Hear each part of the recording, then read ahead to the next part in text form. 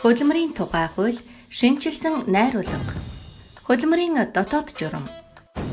Хөдөлмөрийн дотоод хэм хэмжээ гэж хөдөлмөр нийгмийн хамгааллын асуудлаар аж ахуйн нэгж, байгууллага, дотооддоо дагаж мөрдөхөөр холбогдох хууль тогтоомж, хамтын гэрээ, хамтын хэлэлцээрт нийцүүлэн ажил олгогчоос бичгээр гаргасан баримт бичгийг хэлнэ.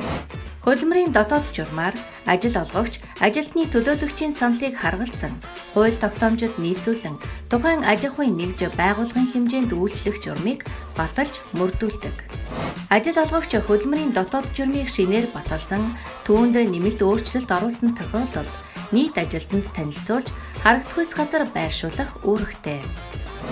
Хөдөлмөрийн дотоод журам, хөдөлмөрийн гэрээг цуцлах үндэслэл болон хөдөлмөрийн сахилгын зөрчлийг тусгайлан заана.